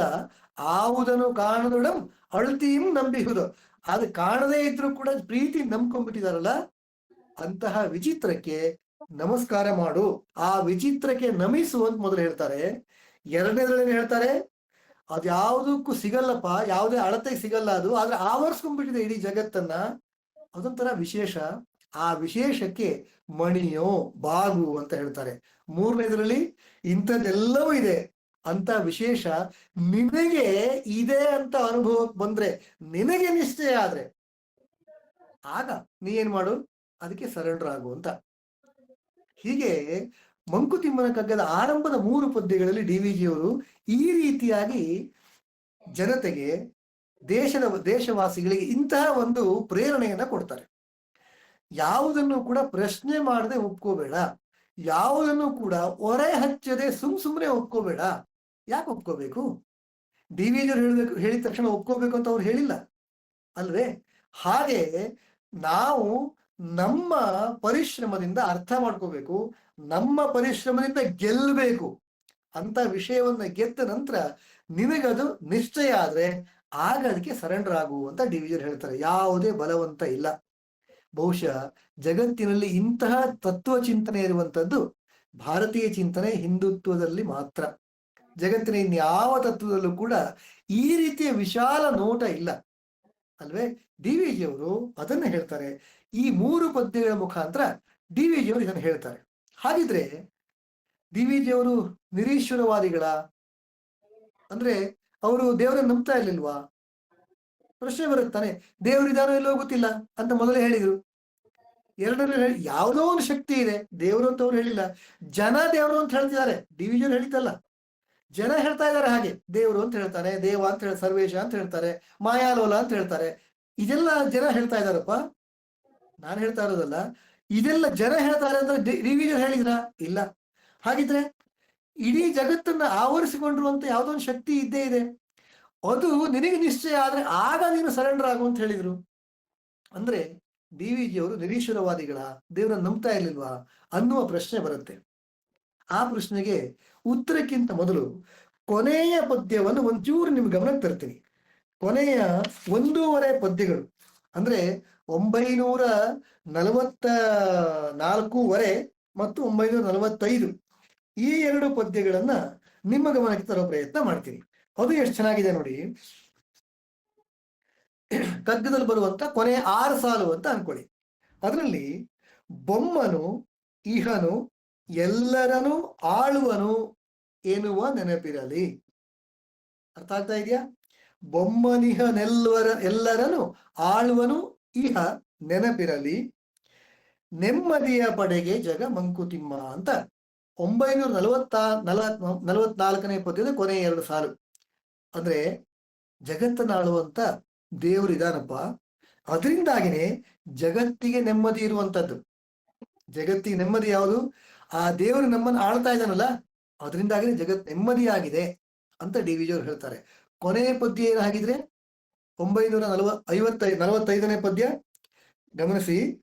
ಶರಣು ವಗು ಜೀವನ ರಹಸ್ಯದಲ್ಲಿ ಸತ್ವದಲ್ಲಿ, ಶರಣು ಜೀವನವ ಸುಮವೆನಿಪ ಯತ್ನದಲ್ಲಿ, ಶರಣಂತರಾತ್ಮ ಗಂಭೀರ ಪ್ರಶಾಂತಿಯಲಿ, ಶರಣು ವಿಶ್ವಾತ್ಮದಲ್ಲಿ ಮಂಕುತಿಮ್ಮ, ಶರಣು ವಿಶ್ವಾತ್ಮದಲ್ಲಿ ಮಂಕುತಿಮ್ಮ. ಈ ಪದ್ಯ ಬಹಳ ಅದ್ಭುತವಾದಂತ ಪದ್ಯ. ಅಲ್ಲಿ ಶರಣಾಗುವಂತ 3ನೇ ಪದ್ಯದಲ್ಲಿ ಹೇಳಿದ್ರಲ್ಲ, ಕೊನೆ ಪದ್ಯದಲ್ಲೂ ಡಿ ವಿ ಜಿಯವರು ಪದೇ ಪದೇ ಪದೇ ಹೇಳೋದು ಶರಣು ಶರಣು ಶರಣು ಅಂತಾನೆ. ಯಾವುದಕ್ಕೆ ಶರಣು? ಶರಣು ಜೀವನ ರಹಸ್ಯದಲ್ಲಿ ಸತ್ವದಲ್ಲಿ. ಈ ಜೀವನ ಯಾವುದೊಂದು ರಹಸ್ಯ ತಾನೆ. ಮುಂದಿನ ಕ್ಷಣ ಏನಾಗತ್ತೆ ನಮಗೆ ಗೊತ್ತಿಲ್ಲ. ಹಿಂದಿನ ಕ್ಷಣ ಆಗಿದ್ದು ನನ್ನ ಪ್ರಯತ್ನದಿಂದ ಅಲ್ಲ, ಯಾವುದೋ ಒಂದು ಸಂಭಾವ್ಯ ಅಷ್ಟನೇ. ಇದೊಂದು ರಹಸ್ಯ ತಾನೆ. ಈ ರಹಸ್ಯಕ್ಕೆ ಶರಣಾಗು ಅಂತ ಡಿ ವಿ ಜಿಯವರು ಹೇಳ್ತಾರೆ. ಹಾಗೇನೆ ಶರಣು ಜೀವನವ ಸುಮವೆನಿಪ ಯತ್ನದಲ್ಲಿ. ಸುಮ ಅಂದ್ರೆ ಹೂವಿನಂತೆ ಹಗುರವಾಗಿ ನಮ್ಮ ಜೀವನವನ್ನು ಸಾಗಿಸ್ಬೇಕಲ್ಲ. ಜೀವನ ಭಾರ ಆಗ್ಬಾರ್ದ್ರಿ, ಜೀವನ ಹಗುರ ಆಗ್ಬೇಕು. ಜೀವನ ಎಷ್ಟು ಹಗುರ ಆಗ್ಬೇಕು ಅಂದ್ರೆ ಅದು ಹೂವಿನಷ್ಟು ಹಗುರ ಆಗ್ಬೇಕು. ಆದ್ರೆ ಹೂವು ಸೇರುವುದು ದೇವರ ಪಾದವನ್ನ, ಹೂವು ಸೇರುವುದು ಹೆಣ್ಣು ಮಕ್ಕಳ ಮುಡಿಯನ್ನ. ಆಗಲೇ ಅದಕ್ಕೆ ಸೌಂದರ್ಯ, ಆಗಲೇ ಅದಕ್ಕೆ ಸಾರ್ಥಕತೆ. ಜೀವನ ಕೂಡ ಹಾಗೆ, ಎಲ್ಲಿ ಸಲ್ಲಬೇಕೋ ಅಲ್ಲಿ ಸಲ್ಲಬೇಕು, ಅಲ್ಲೇ ಇದ್ದು ತನ್ನ ಪರಿಮಳವನ್ನ ಬೀರ್ಬೇಕು ಅಲ್ವೇ? ಹಾಗೆ ಜೀವನ ಆ ರೀತಿಯಾಗಿ ಹಗುರಾಗಬೇಕಾದಂಥದ್ದು ನಮ್ಮ ಪ್ರಯತ್ನದಿಂದಾಗಿ. ಅದಕ್ಕಾಗಿ ಅಂಥ ಪ್ರಯತ್ನ ನಡೆಯುತ್ತಲ್ಲ, ಅಂತ ಯತ್ನ ನಡೆಯುತ್ತಲ್ಲ, ಅದಕ್ಕೆ ಶರಣಾಗು ಅಂತ ಡಿ ವಿ ಜಿಯವರು ಹೇಳ್ತಾರೆ. ಹಾಗೇನೆ ಶರಣು ಅಂತರಾತ್ಮ ಗಂಭೀರ ಪ್ರಶಾಂತಿಯಲ್ಲಿ. ಅಂತರಾಳದಲ್ಲಿ ಗಂಭೀರವಾದಂಥ ಪ್ರಶಾಂತಿ ಇದೆ. ಜಗತ್ತಿನ ಆಳದಲ್ಲೂ ನಮ್ಮೊಳಗೂ ಕೂಡ ಇದು ಅಧ್ಯಾತ್ಮದ ಬಹಳ ಆಳವಾದಂಥ ಏನು ವಿವರಣೆ ಅಂತ ಹೇಳ್ಬೋದು. ಇಂತಹ ಒಳ ಪ್ರಶಾಂತಿಯಲ್ಲಿ ಗಂಭೀರವಾಗಿದೀವಲ್ಲ, ಇದಕ್ಕೆ ಶರಣಾಗು. ಕೊನೆಗೂ ಡಿ ವಿ ಜಿ ಹೇಳೋದು ಈ ನಮ್ಮ ಅಂತರಾಳದಲ್ಲಿ ಶರಣಾಗಬೇಕಾಗಿದ್ದು ಅಂತ. ಕೊನೆಯಲ್ಲೇನು? ಶರಣು ವಿಶ್ವಾತ್ಮದಲ್ಲಿ ಮಂಕುತಿಮ್ಮ ಅಂತ ಹೇಳ್ತಾರೆ. ಈ ಜಗತ್ತನ್ನ ಆವರಿಸುವಂತ ಯಾವುದೋ ಒಂದು ಪರಮಶಕ್ತಿ ಇದೆಯಲ್ಲ, ಆ ವಿಶ್ವಾತ್ಮಕ್ಕೆ ನಾವು ಶರಣರಾಗಬೇಕು ಅಂತ ಹೇಳ್ತಾರೆ. ಈಗ ಮೊದಲ 3 ಪದ್ಯಗಳಲ್ಲಿ ಪ್ರಶ್ನೆಗಳು ಕೇಳಿದ್ರಲ್ಲ, ಅಂದ್ರೆ ಒಂದು ರೀತಿ ಗೊಂದಲ ಹುಟ್ಟೋ ಹಾಗಾಯ್ತಲ್ಲ. ಈ ಕೊನೆಯ 1.5 ಪದ್ಯದ ಮುಖಾಂತರ ನಮಗೆ ಅರ್ಥ ಆಗೋದೇನಂದ್ರೆ, ಡಿ ವಿ ಜಿ ಅವರು ಈ 3 ಪದ್ಯಗಳ ಮುಖಾಂತರ ಪೀಠಿಕೆಯನ್ನು ಹಾಕಿದ್ರು ಮತ್ತು ಕೊನೆಯ 1.5 ಪದ್ಯದ ಮುಖಾಂತರ ಮಂಗಳವನ್ನು ಹಾಡಿದ್ರು ಅಂತ ಹೇಳ್ಬೋದು. ಹಾಗಿದ್ರೆ ಈ ಹೇಗೆ ಸಾಧ್ಯ ಆಗತ್ತೆ? ಇಡೀ ಜಗತ್ತನ್ನೇ ಆವರಿಸುವಂತ ದೇವರೊಬ್ಬ ಇದ್ದಾನೆ, ಅವನಿಂದ ಜಗತ್ತು ನೆಮ್ಮದಿಯಾಗಿದೆ ಅನ್ನುವ ಅನುಭವ ನಮಗೆ ಯಾವಾಗ ಬರುತ್ತೆ? ಆಗಿದ್ರೆ ನಮ್ಮ ಅಂತರಾಳದಲ್ಲಿ ಶಾಂತಿ ಯಾವಾಗ ಸಿಗತ್ತೆ? ನಮ್ಮ ಜೀವನ ಒಂದು ರೀತಿ ಸುಮವೆನಿಪ ರೀತಿಯಲ್ಲಿ ಆಗ್ಬೇಕಲ್ಲ, ಹೂವಿನ ರೀತಿಯಲ್ಲಿ ನಮ್ಮ ಜೀವನ ಆಗ್ಬೇಕಲ್ಲ, ಅದು ಹೇಗೆ ಸಾಧ್ಯ ಆಗತ್ತೆ ಅಲ್ವಾ? ಇಂತೆಲ್ಲ ಪ್ರಶ್ನೆಗಳು ಬರ್ತಾವಲ್ಲ. ಈ ಎಲ್ಲ ಪ್ರಶ್ನೆಗಳಿಗೆ ಉತ್ತರ ಯಾವುದು ಅಂದ್ರೆ 4ನೇ ಪದ್ಯದಿಂದ 944ನೇ ಪದ್ಯದ ತನಕ ಇದೆಯಲ್ಲ, ಈ ಪದ್ಯಗಳು 4ನೇ ಪದ್ಯದಿಂದ 944ನೇ ಪದ್ಯದ ತನಕ ಇರುವಂತ ಎಲ್ಲ ಪದ್ಯಗಳು ಈ ಪ್ರಶ್ನೆಗಳಿಗೆ ಉತ್ತರವನ್ನು ಕೊಡ್ತವೆ. ಯಾವುದೇ ಒಂದು ಚರ್ಚೆ, ಯಾವುದೇ ಒಂದು ವಿಮರ್ಶೆ ಆಗ್ಬೇಕು ಅಂತಂದ್ರೆ, ಯಾವುದೇ ಒಂದು ಮಥನ ಆಗ್ಬೇಕು ಅಂತಾದ್ರೆ ಅದಕ್ಕೊಂದು ಬೇಸ್, ಅದಕ್ಕೊಂದು ತಳಹದಿ ಇರಬೇಕು. ಆ ಗಟ್ಟಿಯಾದ ತಳಹದಿಯ ಮೇಲೆ ಮಥನ ನಡೆದಾಗ ಮಾತ್ರ ಅಮೃತ ಬರ್ಲಿಕ್ಕೆ ಸಾಧ್ಯ ಆಗುತ್ತೆ ಅಲ್ವೇ? ಸಮುದ್ರ ಮಂಥನ ನಡೆದಿದ್ದು ಹಾಗೆ ತಾನೆ. ಸಮುದ್ರ ಮಂಥನವನ್ನು ಹೇಗಾದ್ರೂ ನಡೆದು ಬಿಟ್ಟಿಲ್ಲ. ಹಾಗೆ ಯಾವುದೇ ಚರ್ಚೆ, ಯಾವುದೇ ವಿಮರ್ಶೆ ನಡಿಬೇಕು ಅಂದ್ರೆ ಒಂದು ಗಟ್ಟಿ ತಳಹದಿಯ ಮೇಲೆ ನಡಿಬೇಕು. ಆ ಗಟ್ಟಿ ತಳಹದಿಯೇ ಮೊದಲ 3 ಪದ್ಯಗಳು. ಆನಂತರ 940ಕ್ಕೂ ಹೆಚ್ಚು ಪದ್ಯಗಳ ಮುಖಾಂತರ ಅದನ್ನ ಚೆನ್ನಾಗಿ ಕಡೆಯಲಾಗತ್ತೆ. 944ನೇ ಪದ್ಯದ ತನಕ DVG ಅವರು ಕಡಿದು ಕಡಿದು ಕಡಿದು ಬೆಣ್ಣೆಯ ರೂಪದಲ್ಲಿ ನಮಗೆ ಕೊಡ್ತಾರೆ, ತುಪ್ಪದ ರೀತಿಯಲ್ಲಿ ನಮಗೆ ಕೊಡ್ತಾರೆ. ಅಂದ್ರೆ ಜೀವನಕ್ಕೆ ಏನು ಬೇಕೋ ಅದೆಲ್ಲವೂ ಕೂಡ ನಮಗೆ ಅದ್ರಲ್ಲಿ ಸಿಗತ್ತೆ. ಅದರ ಪರಿಣಾಮವಾಗಿ ಕೊನೆಯ 6 ಸಾಲುಗಳಲ್ಲಿ DVG ಹೇಳ್ತಾರಲ್ಲ, ಶರಣು ವಿಶ್ವಾತ್ಮದಲ್ಲಿ ಅಂತ ಮುಗಿಸ್ತಾರಲ್ಲ, ಆ ಶರಣು ವಿಶ್ವಾತ್ಮದಲ್ಲಿ ಅಂತ ಆಗೋದಕ್ಕೆ ನಮ್ಮ ಮನಸ್ಸು, ಕಾಯ ವಾಚ ಮನಸ ಅಂತ ಹೇಳ್ತೀವಲ್ಲ, ಆ ರೀತಿ ಸಿದ್ಧ ಆಗೋದಕ್ಕೆ ಈ 940 ಪದ್ಯಗಳು ಸಹಾಯ ಮಾಡ್ತವೆ. ಹಾಗಾಗಿ ಮುಕ್ತಕದ ರೀತಿಯಲ್ಲಿದ್ದಾಗಲೂ ಸಹ ನಾವು ಈ ರೀತಿಯಲ್ಲಿ ಒಂದಕ್ಕೊಂದಕ್ಕೆ ನಾವು ಲಿಂಕ್ ಮಾಡುವಂತ ಅವಕಾಶ ನಮಗಿದೆ. ಅಂದ್ರೆ ಇದು ಎಲ್ಲೋ ಒಂದ್ ಕಡೆ ಗೊತ್ತಿಲ್ಲದೆ ಒಂದಕ್ಕೊಂದು ಪೂರಕವಾಗಿದ್ದಾವೆ ಅನ್ನುವ ರೀತಿಯಲ್ಲಿ. ಅಂದ್ರೆ ಬ್ರಹ್ಮ ವಿಷ್ಣು ಮಹೇಶ್ವರ ಅಂತ ಹೇಳ್ತೀವಲ್ಲ, ತ್ರಿಮೂರ್ತಿಗಳನ್ನ, ಅವರು ಬೇರೆ ಬೇರೆನೆ, ಅವರವರ ಪೋರ್ಟ್ಫೋಲಿಯೋ ಬೇರೆ ಬೇರೆನೆ, ಆದ್ರೆ ಅವರೆಲ್ಲರೂ ಕೂಡ ಒಂದಕ್ಕೊಂದು ಎಲ್ಲೋ ಲಿಂಕ್ ಇದೆ. ಹೌದಾನೆ? ಇವು ಕೂಡ ಹಾಗೇನೆ, ಕಗ್ಗದ ಪದ್ಯಗಳು ಕೂಡ ಆ ರೀತಿಯಲ್ಲಿ ಒಂದಕ್ಕೊಂದಕ್ಕೆ ಹೊಂದಿಕೊಂಡು ಒಂದಕ್ಕೊಂದಕ್ಕೆ ಪೂರಕವಾಗಿ ಇರುವಂಥದ್ದು. ಈ ಹಿನ್ನೆಲೆಯಲ್ಲಿ ಕಗ್ಗದ ಪದ್ಯಗಳನ್ನು ನಾವು ಅರ್ಥ ಮಾಡ್ಕೋಬೇಕು ಅಂತ. ಇನ್ನು 2ನೇ ಭಾಗಕ್ಕೆ ನಾನು ಬರ್ತೀನಿ. ಅಂದ್ರೆ ಪೀಠಿಕೆ, ವಿವರಣೆ ಮತ್ತು ಮುಕ್ತಾಯ, ಈ 3 ಹಂತಗಳನ್ನು ತಮ್ಮ ಗಮನಕ್ಕೆ ತಂದೆ ಕಗ್ಗವನ್ನು ಹೇಗೆ, ಯಾವ ರೀತಿಯಲ್ಲಿ ನಾವು ಆರಂಭ ಮಾಡಬೇಕು, ಯಾವ ರೀತಿ ಅರ್ಥ ಮಾಡ್ಕೋಬೇಕು, ಯಾವ ರೀತಿ ಮುಗಿಸ್ಬೇಕು ಅನ್ನೋದನ್ನ ತಮ್ಮ ಗಮನಕ್ಕೆ ತರುವಂತ ಪ್ರಯತ್ನ ಮಾಡಿದ್ದೀನಿ. ಅಕಸ್ಮಾತ್ ಇದ್ರ ಬಗ್ಗೆ ವಿವರಣೆ ಬೇಕು ಅಂದ್ರೆ ಪ್ರಶ್ನೋತ್ತರ ಸಮಯದಲ್ಲಿ ಪುನಃ ನಾವು ಚರ್ಚೆ ಮಾಡೋಣ. ಇನ್ನು 4ನೇ ಪದ್ಯದಿಂದ ಮುಂಬರುವಂತ 42ನೇ ಪದ್ಯದ ತನಕ, 4 to 42, 4ರಿಂದ 42ನೇ ಪದ್ಯದ ತನಕ ಬರಿಯ ಪ್ರಶ್ನೆಗಳೇ ಇದ್ದಾವೆ, ಕೇವಲ ಪ್ರಶ್ನೆಗಳು. ಯಾವ ರೀತಿ ಪ್ರಶ್ನೆಗಳು ಗೊತ್ತಾ? ಕೆಲವು ಸಾರಿ ಈ ಪ್ರಶ್ನೆಗಳನ್ನ ಕೇಳಿಬಿಟ್ರೆ ಜೀವನ ಇಷ್ಟೇನಾ ಅಥವಾ ಬರೀ ಪ್ರಶ್ನೆಗಳೇನಾ ಅನ್ನುವ ರೀತಿಯ ಪ್ರಶ್ನೆಗಳು. ಹೇಗಿದೆ ನೋಡಿ, 4ನೇ ಪದ್ಯವನ್ನ ತಮ್ಮೆಲ್ಲರಿಗೆ ಹೇಳೋ ಪ್ರಯತ್ನ ಮಾಡ್ತೀನಿ. ಏನು ಜೀವನದರ್ಥ, ಏನು ಪ್ರಪಂಚಾರ್ಥ, ಏನು ಜೀವ ಪ್ರಪಂಚಗಳ ಸಂಬಂಧ, ಕಾಣದಿರುವುದೇ ನಾನು ಮುಂಟೆ, ಅದೇನು ಜ್ಞಾನ ಪ್ರಮಾಣವೇ ಮಂಕುತಿಮ್ಮ, ಜ್ಞಾನ ಪ್ರಮಾಣವೇ ಮಂಕುತಿಮ್ಮ. 4ನೇ ಪದ್ಯ ಇದು. ಏನು ಜೀವನದ ಅರ್ಥ, ಜೀವನಕ್ಕೆ ಅರ್ಥ ಏನು? ಅದೇ ರೀತಿಯಲ್ಲಿ ಪ್ರಪಂಚಕ್ಕೆ ಅರ್ಥ ಏನು, ಏನು ಪ್ರಪಂಚಾರ್ಥ, ಜೀವ ಪ್ರಪಂಚಗಳ ಸಂಬಂಧ ಏನು, ಪ್ರಪಂಚಕ್ಕೂ ನಮ್ಮ ಜೀವನಕ್ಕೂ ಏನು ಸಂಬಂಧ ಆಗಿದ್ರೆ, ಏನೋ ಸಂಬಂಧ ಇದೆಯಾ? ಅದೇ ರೀತಿಯಲ್ಲಿ ಕಾಣದಿರುವುದು ಏನಾರು ಮುಂಟೆ, ಇಲ್ಲಿ ಕಾಣದೇ ಇರುವಂತದ್ದು ಏನಾದ್ರೂ ಇದೆಯಾ, ಅದರದ್ದೇನಾದ್ರೂ ಇದೆಯಾ? ಇದ್ರೆ ಅದೇನು? ಉಂಟೆ ಅಂತ ಕೇಳ್ತಾ ಇದ್ರೆ ಅದೇನದು? ಅದೇ ರೀತಿಯಲ್ಲಿ ಅದಕ್ಕೆ ಜ್ಞಾನ ಪ್ರಮಾಣ ಏನು? ಹೌದ್ ತಾನೆ? ಯಾವ್ದಾದ್ರು ಇದೆ ಅಂದಾಗ ಅದೇನ್ ಪ್ರಮಾಣ ಅಲ್ವಾ? ಅಕ್ಕಿ ಕೊಡು ಅಂತ ಅಂಗಡಿಗೆ ಹೋಗಿ ಕೇಳಿದ್ರೆ ಅವನು ಕೇಳ್ತಾನೆ, ಎಷ್ಟು ಕೆಜಿ ಕೊಡ್ಲಿ ಅಂತ ಕೇಳ್ತಾನೆ. ಹಾಲು ಕೊಡಿ ಅಂದ್ರೆ ಎಷ್ಟು ಲೀಟರ್ ಕೊಡ್ಲಿ ಅಂತ ಕೇಳ್ತಾರೆ. ಪ್ರಮಾಣ ಅದು.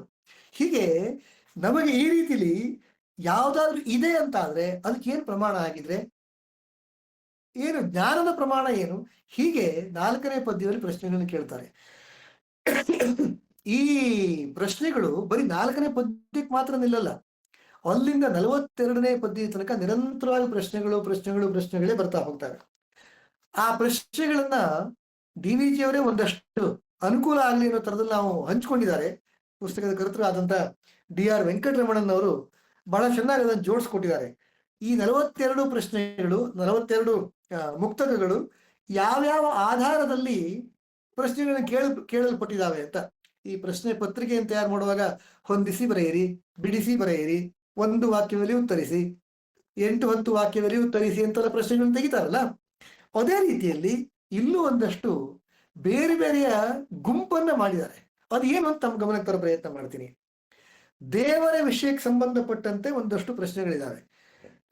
ದೇವರು, ದೇವರ ಆಟ, ದೇವರು ಅಂದ್ರೆ ಏನು, ಈ ರೀತಿಯಾಗಿ ದೇವರ ವಿಷಯಗಳಿಗೆ ಸಂಬಂಧಪಟ್ಟಂತೆ ಪದ್ಯದ ಸಂಖ್ಯೆ 5, 6, 7, 8 ಈ 4 ಪದ್ಯಗಳು ದೇವರಿಗೆ ಸಂಬಂಧಪಟ್ಟಂತ ಪ್ರಶ್ನೆಗಳು. ಇನ್ನು ಜಗತ್ತಿನಲ್ಲಿ ಕಾಣುವಂತ ವಿಚಿತ್ರ ಸಂಗತಿಗಳು ಕಾಣ್ತಾ ಹೋಗ್ತವೆ. ಜಗತ್ತಿನಲ್ಲಿ ವಿಚಿತ್ರ ಸಂಗತಿಗಳು ನಡೀತಾ ಹೋಗ್ತವೆ. ಈ ವಿಚಿತ್ರ ಸಂಗತಿಗಳಿಗೆ ಸಂಬಂಧಪಟ್ಟಂತೆ 9 ಮತ್ತು 10ನೇ ಪದ್ಯ ಇದೆ. ಅಂದ್ರೆ ಜಗತ್ತಲ್ಲಿ ನಾವು ನಡೀತಾ ಇದೆಯಪ್ಪ, ಅದಕ್ಕೆ ಸಂಬಂಧಪಟ್ಟಂತೆ 9 ಮತ್ತು 10ನೇ ಪದ್ಯ. ಇನ್ನು 11, 12, 13, 14 ಈ 4 ಪದ್ಯಗಳು ಪ್ರಪಂಚದಲ್ಲಿರುವಂತ ಬೇರೆ ಬೇರೆ ಮನುಷ್ಯರ ನಡವಳಿಕೆಗಳ ಬಗ್ಗೆ ಆ ಪ್ರಶ್ನೆಗಳಿದ್ದಾವೆ. ಹಾಗೆ ತಾನೆ, ಒಂದೇ ಮನೆಯಲ್ಲೇ ಎಲ್ಲ ಜನರು ಒಟ್ಟಿಗೆ ಒಂದೇ ತರ ಇರಲ್ಲ. ಒಂದೇ ತಾಯಿಯ ಮಕ್ಕಳಾಗಿದ್ರು ಕೂಡ ಅವರವರ ನಡವಳಿಕೆ ಬೇರೆ ಬೇರೆ ಇರುತ್ತೆ. ಇನ್ನು ಪ್ರಪಂಚದ ಜನರ ನಡವಳಿಕೆ ಭಿನ್ನವಾಗಿರ್ಲೇಬೇಕು ತಾನೆ. ಹೀಗೆ ಆ ನಡವಳಿಕೆಗಳ ಬಗ್ಗೆ ಡಿ ವಿ ಜಿ ಅವರು 11, 12, 13, 14ನೇ ಪದ್ಯಗಳು ಹೇಳೋ ಪ್ರಯತ್ನವನ್ನು ಮಾಡ್ತಾರೆ. ಧರ್ಮ ನಮ್ಮ ದೇಶದ ಆತ್ಮ ಅದು ಅಲ್ವೇ? ಹಾಗಾಗಿ ಈ ಧರ್ಮಕ್ಕೆ ಸಂಬಂಧಪಟ್ಟಂತೆ 15, 16, 17 ಈ 3 ಪದ್ಯಗಳಲ್ಲಿ ಧರ್ಮಕ್ಕೆ ಸಂಬಂಧಪಟ್ಟಂತ ಪ್ರಶ್ನೆಗಳನ್ನು ಡಿ ವಿ ಜಿ ಅವರು ಕೇಳ್ತಾರೆ. ಮುಂದೆ ಹಿಂದೂ ಕೂಡ ಪದ್ಯದಲ್ಲಿ ಬಂತು, ಜೀವನ ರಹಸ್ಯ ಅಂತ ಒಂದು ಸಾಲ ನಿಮ್ಮೆದುರಿಗೆ ಓದಿದಾನೆ ಅಲ್ವೇ? ಈ ಜೀವನ ರಹಸ್ಯ ಏನು ಹಾಗಿದ್ರೆ? ಏನ್ ರಹಸ್ಯ ಅದು? ಜೀವನ ಅಂದ್ರೆ ರಹಸ್ಯವೇ? ರಹಸ್ಯ ಆಗಿದ್ರೆ ಏನು? ಆ ರೀತಿ ಇದಕ್ಕೆ 4ನೇ ಪ್ರಶ್ನೆ ನಾನೀಗ 4ನೇ ಪದ್ಯವನ್ನು ಓದಿದನು. ಅದಲ್ಲದೆ 18ರಿಂದ 29, 18ರಿಂದ 18, 19, 20, 21, 22, 23, 24, 25, 26, 27, 28, 29 ಇಷ್ಟು ಪದ್ಯಗಳು ಜೀವನದ ರಹಸ್ಯಕ್ಕೆ ಸಂಬಂಧಪಟ್ಟಂತೆ ಇದ್ದಾವೆ. ಇನ್ನು ಸುಳ್ಳು ಯಾವುದು, ಸತ್ಯ ಮಿಥ್ಯ ಅದು ಯಾವುದು ಅನ್ನೋದನ್ನ ತಿಳ್ಕೊಳ್ಳೋದಕ್ಕೋಸ್ಕರ 30ರಿಂದ 41 ಪದ್ಯಗಳು, ಈ 12 ಪದ್ಯಗಳು ಅದು ಸತ್ಯ ಮಿಥ್ಯಕ್ಕೆ ಸಂಬಂಧಪಟ್ಟಂತೆ ಇದ್ದಾವೆ. ಇನ್ನು ಕೊನೆಯ 42ನೇ ಪದ್ಯ ಅದು ಹಕಾರೋದ್ಗಾರ, ಅದೊಂದು ಪ್ರತ್ಯೇಕವಾಗಿರುವಂತಹ ಪದ್ಯ, ಅದು ಕೂಡ ಪ್ರಶ್ನೆಗಳಿಗೆ ಸಂಬಂಧಪಟ್ಟಿರುವಂತಹದ್ದು. ಹೀಗೆ ಒಟ್ಟು 42ನೇ ಪದ್ಯದ ತನಕ ಡಿ ವಿ ಜಿ ಅವರು ಪ್ರಶ್ನೆಗಳ ಮೇಲೆ ಪ್ರಶ್ನೆಗಳನ್ನು ಕೇಳ್ತಾರೆ. ಆನಂತರ ಈ 42ನೇ ಪ್ರಶ್ನೆಯಿಂದ ಉತ್ತರ ರೂಪದಲ್ಲಿ ಶುರು ಆಗುತ್ತೆ. ಅಂದ್ರೆ ನಮಗೆ ಬೇರೆ ಬೇರೆ ಬೇರೆ ಬೇರೆ ಪದ್ಯಗಳಲ್ಲಿ ಉತ್ತರಗಳು ಸಿಗ್ತಾ ಹೋಗ್ತವೆ.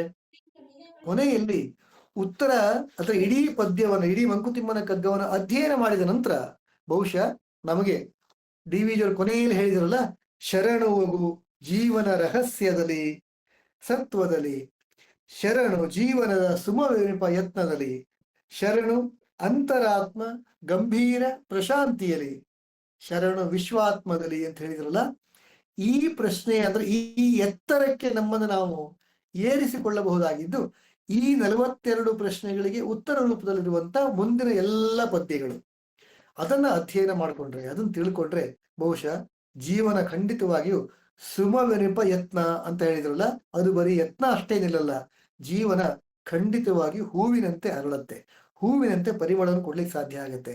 ಹಾಗಾಗಿನೇ ಶತಾವಧಾನಿ ಡಾಕ್ಟರ್ ಗಣೇಶ್ ಅವರು ಮಂಕುತಿಮ್ಮನ ಕಗ್ಗದ ಈ ಪುಸ್ತಕವನ್ನ ವ್ಯಕ್ತಿತ್ವ ವಿಕಸನದ ಭಾರತೀಯ ರೂಪ, ಇಂಡಿಯನ್ ವರ್ಷನ್ ಅಂತ ಶತಾವಧಾನಿ ಗಣೇಶರು ಈ ಪುಸ್ತಕದ ಬಗ್ಗೆ ಹೇಳಿರುವಂತ ಮಾತು.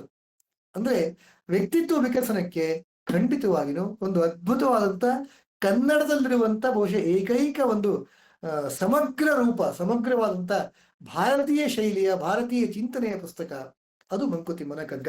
ಅಂತ ಪುಸ್ತಕದ ಬಗ್ಗೆ ನಾವೆಲ್ಲರೂ ಕೂಡ ಪ್ರತಿ ತಿಂಗಳ 2ನೇ ಸೋಮವಾರದಂದು ನಾವು ಅಧ್ಯಯನ ಮಾಡೋದಕ್ಕೆ ಮುಂದಾಗಿದ್ದೀವಿ. ಇನ್ನು 5ನೇ ಪದ್ಯದಿಂದ ನಮ್ಮ ಪ್ರಶ್ನೆಗಳು ಶುರು ಆಗ್ತವೆ ಅಂತ ಹೇಳಿದೆ.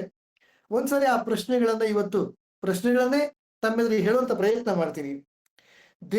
ನಾನು ಹೇಳಿದೆ ದೇವರ ಬಗ್ಗೆ 4, 5, 6, 7, 8 ಈ 5 ಪದ್ಯಗಳು 4 ಪದ್ಯಗಳಿದಾವೆ ಅಂತ ಹೇಳಿದ್ನಲ್ಲ, ಅಲ್ಲಿ ಗಮನಿಸಿ. ದೇವರೆಂಬುದೇನು ಕಗ್ಗತ್ತಲೆಯ ಗವಿಯೇ, ನಾವು ಅರಿಯಲಾರದ ಒಟ್ಟು ಹೆಸರೇ, ಹಾಗೇನೆ ಕಾಯುವವನು ಒಬ್ಬನು ಇರಲಿಕ್ಕೆ ಜಗದ ಕಥೆ ಏಕಿಂತು, ಸಾವು ಹುಟ್ಟುಗಳೇನು. ಎಷ್ಟು ಚೆನ್ನಾಗಿದೆ ನೋಡಿ.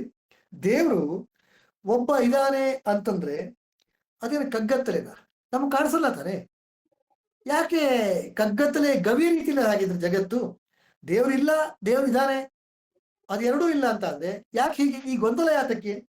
ಹಾಗೆ ದೇವರು ಅಂತಂದ್ರೆ ಬಹುಶಃ ನಮಗ ಅರ್ಥ ಆಗದೆ ಇರುವಂತ ಒಂದು ಕಗ್ಗಂಟಿಗೆ ಒಂದು ಹೆಸರ, ನಮಗೆ ಯಾವ್ದು ಅರ್ಥವೇ ಆಗಲ್ಲಪ್ಪ, ಅದಕ್ಕೊಂದು ಹೆಸರು ಕೊಟ್ವಿ, ಅದೇ ದೇವರ ಅಂತ ಪ್ರಶ್ನೆಯನ್ನ ಕೇಳ್ತಾರೆ.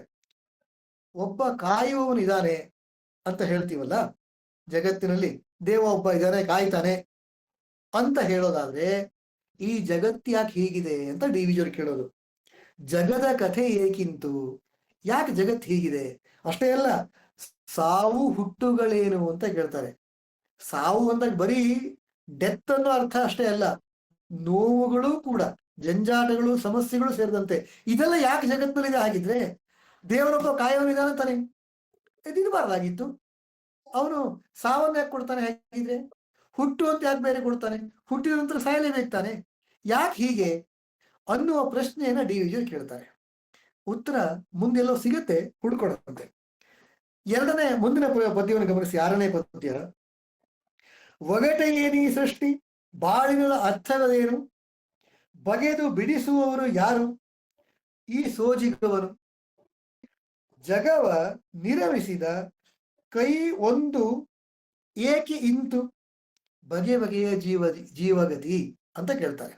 ಅಂದ್ರೆ ಈ ಸೃಷ್ಟಿ ಅನ್ನೋದೇನಿದೆ ಅದು ಒಗಟ ಆಗಿದ್ರೆ ಆ ಒಗಟಿಗೆ ಉತ್ತರ ಇಲ್ವಾ? ಉತ್ತರ ಸಿಗತ್ತಾ?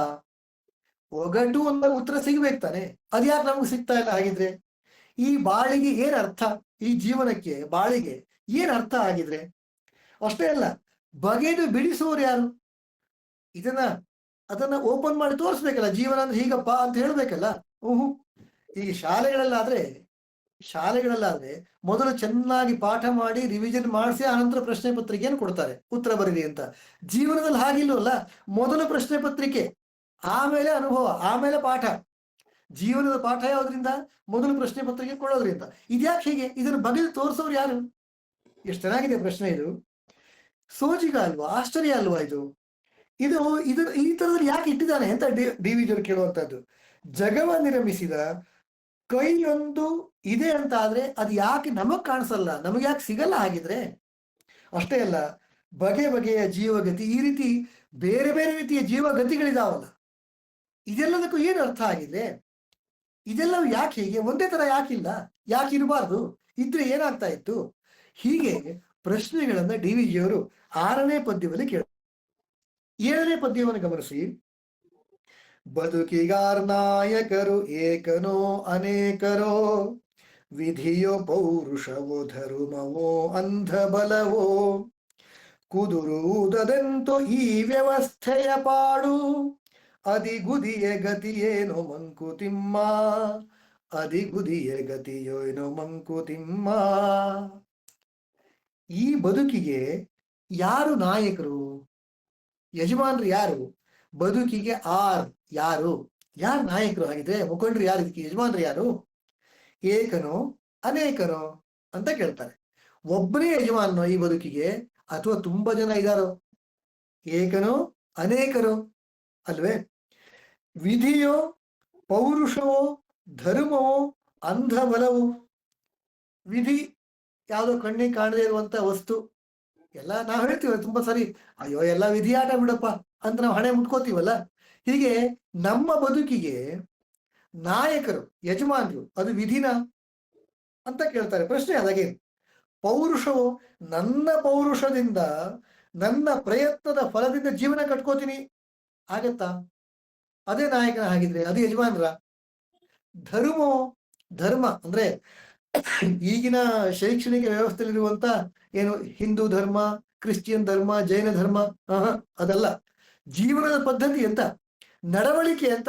ನಮ್ಮ ನಡವಳಿಕೆ ನಮ್ಮನ್ನು ಸಾಕತ್ತಾ? ಅದೇ ನಮ್ಮ ಯಜಮಾನನ ಆಗಿದ್ರೆ, ಅದೇ ನಾಯಕರ. ಏನ್ ಕತೆ ಆಗಿದ್ರೆ? ಅಂಧ ಬಲವೋ, ಯಾವುದೋ ಒಂದು ಗೊತ್ತಿಲ್ಲದಿರುವಂತ ಶಕ್ತಿ, ಯಾವುದೋ ಒಂದು ನಂಬಿಕೆ, ಹುಚ್ಚು ನಂಬಿಕೆ ಅಂತೀವಲ್ಲ, ಕುರುಡು ನಂಬಿಕೆ, ಅದು ಆಗಿದ್ರೆ ನಮ್ಮ ಜೀವನ ಎಳ್ಕೊಂಡು ಹೋಗುತ್ತಾ, ನೋಡ್ಕೊಂಡು ಹೋಗುತ್ತಾ? ಕುದುರುವುದರಿಂತು ಈ ವ್ಯವಸ್ಥೆಯ ಪಾಡು. ಈ ವ್ಯವಸ್ಥೆ ಇದೆಯಲ್ಲ, ಇವತ್ತಿನ ಈ ವ್ಯವಸ್ಥೆ, ಅದು ಸರಿಯಾಗೋದು ಹೇಗೆ? ಸರಿಯಾಗೋದಂದ್ರೆ ನನಗೆ ಬೇಕಾದಂಗೆ ಆಗೋದು ಅಂತ, ಜಗತ್ತಿಗೆ ಆಗುವಂಥದ್ದು ಅಂತಲ್ಲ, ನನಗೆ ಬೇಕಾದ ರೀತಿಯಲ್ಲಿ ಅದು ಹೇಗೆ ಸರಿಯಾಗತ್ತೆ ಹಾಗಿದ್ರೆ? ಅದಿಗುದಿಯೇ ಗತಿ ಏನು? ಒಟ್ಟು ಈ ಒದ್ದಾಟ, ಅದಿಗುದಿ ಅಂದ್ರೆ ಒದ್ದಾಟ ಅನ್ನೋ ಅರ್ಥ. ಜೀವನ ಪೂರ್ತಿ ಹಿಂಗ್ ಒದ್ದಾಡ್ತಾ ಇರೋದ ಅದೇ ಗತಿನ ಹಾಗಿದ್ರೆ? ಒಟ್ಟಿನಲ್ಲಿ ಪ್ರಶ್ನೆಗಳ ಮೇಲೆ ಪ್ರಶ್ನೆಗಳನ್ನ ಡಿ ವಿಜಿಯವರು ಕೇಳ್ತಾರೆ. ಇನ್ನೊಂದು ಪ್ರಶ್ನೆ ಇದೆ ದೇವರಿಗೆ ಸಂಬಂಧಪಟ್ಟಂತೆ. ಕ್ರಮ ಒಂದು ಲಕ್ಷ ಒಂದುಂಟೇನು ಸೃಷ್ಟಿಯಲಿ, ಭ್ರಮೆಬುದೇನಾಗ ಕರ್ತೃವಿನ ಮನಸ್ಸು, ಮಮತೆಯುಳ್ಳವನಾತನಾದೊಡಿ ಜೀವಗಳು, ಶ್ರಮ ಪಡುವುದೇಕಿಂತು ಮಂಕುತಿಮ್ಮ, ಶ್ರಮ ಪಡುವುದೇಕಿಂತು ಮಂಕುತಿಮ್ಮ. ಎಷ್ಟು ಚೆನ್ನಾಗಿದೆ ನೋಡಿ. ಈ ಸೃಷ್ಟಿಯಲ್ಲಿ ಒಂದು ಕ್ರಮ ಅಂತ ಇದೆಯಾ, ಒಂದು ಸಿಸ್ಟಮ್ ಅಂತ ಇದೆಯಾ ಅಂತ ಡಿವಿಜನ್ ಕೇಳ್ತಾರೆ. ಕ್ರಮ ಒಂದು, ಲಕ್ಷ್ಯ ಒಂದು, ಉಂಟೇನು ಸೃಷ್ಟಿಯಲ್ಲಿ? ಒಂದು ಗುರಿ, ಒಂದು ಪದ್ಧತಿ, ಆ ಥರದ್ದೇನಾದ್ರೂ ಇದೆಯಾ ಸೃಷ್ಟಿ ಒಳಗೆ? ಇದೆ ಅಂತ ಆದ್ರೆ ಭ್ರಮಿಪುದೇನಾಗಾಗ ಕರ್ತೃವಿನ ಮನಸ್ಸು. ಈ ಪ್ರಪಂಚವನ್ನು ಸೃಷ್ಟಿ ಮಾಡದ ಕರ್ತೃ ಅಂತ ಹೇಳ್ತೀವಲ್ಲ, ಅವನಿಗೇನಾದ್ರೂ ಆಗಾಗ ಭ್ರಮೆ ಹುಟ್ಕೊಂಡ್ಬಿಡುತ್ತಾ? ಭ್ರಮಿಪುದೇನಾಗಾಗ ಕರ್ತೃವಿನ ಮನಸ್ಸು ಅಂತ ಕೇಳ್ತಾರೆ. ಅವ್ರ ಮನಸ್ಸಿಗೆ ಏನಾದ್ರು ಭ್ರಮೆ, ಗರ ಹಿಡಿದ್ಬಿಡುತ್ತಾ ಅಂತ ಕೇಳ್ತಾರೆ. ಎಷ್ಟು ಚೆನ್ನಾಗಿದೆ ನೋಡಿ. ಮಮತೆಯುಳ್ಳವನು ಆತನು ಆದೊಡೆ. ಹೌದಪ್ಪ, ಅವರೇ ಸೃಷ್ಟಿ ಮಾಡಿದಂತ ಈ ಜೀವಕೋಟಿಗಳ ಮೇಲೆ ಅವರಿಗೆ ಮಮತೆ ಇದೆ. ಸೃಷ್ಟಿ ಮಾಡಿದಂತ ತಾಯಿ ಅಂತ ಅರ್ಥ ತಾನೆ. ಹೀಗೆ ತಾಯಿಯ ಮಮತೆ ಮಕ್ಕಳ ಮೇಲೆ ಇದ್ದ ಹಾಗೆ ಈ ಸೃಷ್ಟಿಯ ಒಡೆ ಯಾವನೊಬ್ಬ ಇದಾನ, ಏಕನೋ ಅನೇಕನೋ ಅಂತ ಯಾವುದೋ ಒಂದು ಇದೆಯಲ್ಲ, ಅವರಿಗೆ ಮಮತೆ ಇದೆ ಅಂತ ಆದ್ರೆ, ಮಮತೆ ಇದ್ದಿದ್ದೇ ಆಗಿದ್ರೆ ಜೀವಗಳು ಶ್ರಮ ಪಡುವುದೇಕಿಂತು, ಈ ಅವರೇ ಸೃಷ್ಟಿ ಮಾಡಿದಂತ ಈ ಜೀವಗಳು ಯಾಕೆ ಇಷ್ಟೊಂದು ಶ್ರಮ ಪಡ್ತಾ ಇದ್ದಾವೆ? ಯಾಕೆ ಇಷ್ಟೊಂದು ತೊಂದರೆ ಅನುಭವಿಸ್ತಾ ಇದ್ದಾರೆ? ಯಾಕೆ ಇಷ್ಟೊಂದು ಕಷ್ಟ ಅನಿಸ್ತಾ ಇದೆ? ಇದನ್ನ ಡಿವಿಜರ್ ಕೇಳ್ತಾರೆ. ಇದು ದೇವರಿಗೆ ಕೇಳುವಂತ, ದೇವರ ಬಗ್ಗೆ ಕೇಳುವಂತ, ದೇವರಲ್ಲಿ ಕೇಳುವಂತ ಪ್ರಶ್ನೆಗಳು. ಯಾಕೆ ಹೀಗೆ ಅನ್ನುವಂತ ಪ್ರಶ್ನೆ. ಹೀಗೆ ಪ್ರಶ್ನೆಗಳ ಮೇಲೆ ಪ್ರಶ್ನೆಯನ್ನ ಡಿವಿಜರ್ ಕೇಳ್ತಾ ಹೋಗ್ತಾರೆ. ಯಾಕೆ ಇದೆಲ್ಲ ಆಗತ್ತೆ ಅನ್ನ. ಇನ್ನು ಈ ಪ್ರಶ್ನೆಗಳನ್ನ ಕೇಳ್ತಾನೆ ಮುಂದಿನ ಎರಡು ಪ್ರಶ್ನೆಗಳು ಕೂಡ ಜಗತ್ತಿನಲ್ಲಿ ನಡೆಯುವಂತ ವಿಚಿತ್ರಗಳ ಬಗ್ಗೆ ಡಿವಿಜರ್ ಕೇಳ್ತಾರೆ. ಏನೇನೋ ವಿಚಿತ್ರ ನಡೆಯುತ್ತಲ್ಲ, ಎಷ್ಟು ಚೆನ್ನಾಗಿದೆ ನೋಡಿ. ಪದ್ಯದ ಸಂಖ್ಯೆ 9. ಏನು ಭೈರವ ಲೀಲೆ ಈ ವಿಶ್ವ ವಿಭ್ರಮಣೆ, ಏನು ಭೂತ ಗ್ರಾಮ ನರ್ತನೋನ್ಮಾದ, ಏನಗ್ನಿಗೋಳಗಳು ಏನಂತರಾಳಗಳು, ಏನು ವಿಸ್ಮಯ ಸೃಷ್ಟಿ ಮಂಕುತಿಮ್ಮ, ಏನು ವಿಸ್ಮಯ ಸೃಷ್ಟಿ ಮಂಕುತಿಮ್ಮ. ಡಿವಿಜರ್ ವಿಜ್ಞಾನವು ಚೆನ್ನಾಗಿ ಗೊತ್ತಿತ್ತು ಅಂತ ಅನ್ಸುತ್ತೆ ಈ ಪದ್ಯಗಳನ್ನು ನೋಡಿದಾಗ. ಮುಂದಿನ ಪದ್ಯವನ್ನು ಹೇಳಿಬಿಡ್ತೀನಿ, ಆ ನಂತರ ಅರ್ಥಕ್ಕೆ ಬರೋಣಂತೆ. ಏನು ಪ್ರಪಂಚವಿದು, ಏನು ಧಾಳಿ, ಏನದ್ಭುತ ಪಾರ ಶಕ್ತಿ ನಿರ್ಘಾತ, ಮಾನವನ ಗುರಿ ಏನು, ಬೆಲೆ ಏನು, ಮುಗಿವೇನು, ಏನರ್ಥವಿದಕ್ಕೆಲ್ಲ ಮಂಕುತಿಮ್ಮ, ಏನರ್ಥವಿದಕ್ಕೆಲ್ಲ ಮಂಕುತಿಮ್ಮ. ಇದನ್ನು ಕೇಳಿದಾಗ ಜಗತ್ನಲ್ಲಿ ಇಷ್ಟು ವಿಚಿತ್ರ ನಡೆಯುತ್ತಲ್ಲ, ಅದಕ್ಕೆ ಡಿವಿಜರ್ ಹೇಳುವಂಥದ್ದು ಏನು ಭೈರವ ಲೀಲೆ, ವಿಶ್ವ ವಿಭ್ರಮಣೆ, ಏನು ಭೂತಗ್ರಾಮ ನರ್ತನೋನ್ಮಾದ. ಅಷ್ಟೇ ಅಲ್ಲ, ಏನಗ್ನಿಗೋಳಗಳು ಏನಂತರಾಳಗಳು, ಏನು ವಿಸ್ಮಯ ಸೃಷ್ಟಿ ಅಂತ ಕೇಳ್ತಾರೆ ಅಲ್ವೇ. ಯಾವ್ಯಾವ ರೀತಿಯ ವಿಚಿತ್ರಗಳನ್ನ ಜಗತ್ತಲ್ಲಿ ನೋಡ್ತೀವಲ್ಲ, ಅದನ್ನ 9ನೇ ಪದ್ಯದಲ್ಲಿ ಕೇಳ್ತಾರೆ. ಅಷ್ಟೇ ಅಲ್ಲ, ಏನು ಪ್ರಪಂಚವಿದು, ಏನು ಧಾಳಿ. ಬಹುಶಃ ಈ ಒಂದಷ್ಟು ಪದ್ಯಗಳು, ಈ 10ನೇ ಪದ್ಯ, ಮುಂದಿನ ಕೆಲವು ಪದ್ಯಗಳು ವಿಶ್ವ ಯುದ್ಧ ಆಯ್ತಲ್ಲ, ವರ್ಲ್ಡ್ ವಾರ್ ಆಯ್ತಲ್ಲ, ಆ ಸಮಯದಲ್ಲಿ ಅದನ್ನ ಗಮನದಲ್ಲಿಟ್ಕೊಂಡು ಬಹುಶಃ ಡಿವಿಜರ್ ಬರೆದಿದ್ದಿರ್ಬೋದು ಅಂತ ಅನ್ಸುತ್ತೆ. ಬಹುಶಃ ಆ ರೀತಿಯ ಭಾವನೆ ಈ ಪದ್ಯಗಳಲ್ಲಿ ಕಾಣಿಸುತ್ತೆ ನಮಗೆ. ಏನು ಪ್ರಪಂಚವಿದು, ಏನು ಧಾಳಿ, ಏಳದ್ಭುತಾಪಾರ ಶಕ್ತಿ ನಿರ್ಘಾತ. ಎಷ್ಟು ಅದ್ಭುತವಾದಂತ ಶಕ್ತಿಯ ನಿರ್ಘಾತ ಆಗ್ತಾ ಇದೆಯಲ್ಲ, ಇದು ಅದ್ಭುತ ತಾನೆ. ಹಿರೋಶಿಮಾ ನಾಗಾಸಾಕಿ ಮೇಲೆ ಹಾಕಿರುವಂತ ಬಾಂಬುಗಳ ಆ ಏನು ಬಾಂಬ್ ಬ್ಲಾಸ್ಟ್ ಆಯ್ತಲ್ಲ, ಅಣುಬಾಂಬು ಆಯ್ತಲ್ಲ, ಅಂಥದ್ದೆಲ್ಲವನ್ನು ಗಮನಿಸ್ಕೊಂಡು ಬಹುಶಃ ಡಿ ವಿ ಜಿಯವರ ಪದ್ಯ ಬರೆದಿರ್ಬಹುದು ಅಂತ ಅನ್ಸುತ್ತೆ. ಹಾಗಿದ್ರೆ ಮಾನವನ ಗುರಿ ಏನು? ಸುಖ ಬೇಕು ಅಂತಾದ್ರೆ ಬಾಂಬ್ ಹಾಕ್ಬೇಕಾ? ಸುಖ ಬೇಕು ಅಂತಾದ್ರೆ ಟೆರರಿಸ್ಟ್ ಆಗ್ಬೇಕಾ? ಸುಖ ಬೇಕು ಅಂತಾದ್ರೆ ಗುಂಡು ಹಾರಿಸ್ಬೇಕಾ? ಇದು ಎಲ್ಲಿ ಕತೆ ಇದು ಅಂತ. ಮಾನವನ ಗುರಿ ಏನು, ಬೆಲೆ ಏನು, ಇದಕ್ಕೆ ಮುಗಿಯೋದು ಯಾವಾಗ ಅಲ್ವೇ? ಯಾವಾಗ ಮುಗಿಯುತ್ತೆ? ಹಾಗಿದ್ರೆ ಇದಕ್ಕೆಲ್ಲ ಅರ್ಥ ಏನು ಅಂತ ಅವ್ರು ಕೇಳೋದು. ಏನು ಅರ್ಥವಿದೆ ಇದಕ್ಕೆಲ್ಲ ಏನು ಅರ್ಥ ಕಲ್ಪಿಸ್ಕೋಬೇಕು? ಇದು ಸ್ವತಂತ್ರ ಪೂರ್ವದಲ್ಲಿ ಬರೆದಿರುವಂತ ಪದ್ಯ ಆದ್ರೂ ಇವತ್ತಿಗೂ ಪ್ರಸ್ತುತ ಅಂತ ಅನ್ಸುತ್ತೆ. ಹೌದ್ ತಾನೆ? ಈ ಭಯೋತ್ಪಾದಕರೆಲ್ಲ ಯಾತಕ್ಕೋಸ್ಕರ ಮಾಡ್ತಾರೆ? ಅದರಿಂದ ಆ ರೀತಿಯ ಭಯೋತ್ಪಾದನೆಯಿಂದ ಜಗತ್ತಿಗೆ ಶಾಂತಿ ಸಾಧ್ಯ ಇದೆಯಾ? ಶಾಂತಿ ಬಾಂಬುಗಳನ್ನ ಗನ್ನುಗಳನ್ನ ಹಿಡ್ಕೊಂಡ್ ಬಂದ್ರೆ ಶಾಂತಿ ಎಲ್ಲಿ ಸಿಗ್ಲಿಕ್ಕೆ ಸಾಧ್ಯ? ಇಂಥದ್ದನ್ನೇ ಅವ್ರಿಗೆ ಡಿ ವಿ ಜಿಯವರು ಆವತ್ತೇ ಕೇಳ್ತಾ ಇರುವಂತದ್ದು. ಮಾನವನ ಗುರಿ ಏನು, ಮಾನವನ ಜೀವನಕ್ಕೆ, ಮಾನವನ ಕಲ್ಪನೆಗೆ ಏನು ಬೆಲೆ ಹಾಗಿದ್ರೆ ಅದಕ್ಕೆ ಯಾವತ್ತು ಮುಗಿಯುತ್ತೆ, ಅದಕ್ಕೆ ಮುಗಿವೇನು? ಅಷ್ಟೇ ಅಲ್ಲ, ಇದಕ್ಕೆಲ್ಲ ಏನರ್ಥ ಅಂತ ಕೇಳ್ತಾರೆ. ಇಂಥ ಪ್ರಶ್ನೆಗಳನ್ನ ಕೇಳ್ತಾ ಒಂದಷ್ಟು ಪ್ರಶ್ನೆಗಳ ಮುಖಾಂತರ ಉತ್ತರವನ್ನು ಹುಡುಕುವಂತ ಪ್ರಯತ್ನ ಮಾಡ್ತಾರೆ. ಭಾರತೀಯ ಚಿಂತನ ಶೈಲಿ ಇದೇನೆ. ಪ್ರಶ್ನೆಗಳನ್ನ ಹುಡುಕಬೇಕು, ಪ್ರಶ್ನೆಗಳನ್ನ ಕೇಳಬೇಕು. ಇವತ್ತಿಗೂ ಕೂಡ ತರಗತಿಗಳಲ್ಲಿ ಶಿಕ್ಷಣ ವ್ಯವಸ್ಥೆ ಅದನ್ನೇ ಕೇಳೋದು. ಪ್ರಶ್ನೆ ಕೇಳಿ, ಗೊತ್ತಾಯ್ತಾ, ಗೊತ್ತಾಗಿಲ್ಲ ಅಂದ್ರೆ ಕೇಳಿ ಅಂತ ಶಿಕ್ಷಕರು ಹೇಳ್ತಾ ಇರ್ತಾರೆ. ಪ್ರಶ್ನೆಯ ಮುಖಾಂತರ ಉತ್ತರವನ್ನು ಹುಡುಕೋಬೇಕು ಅಂತ.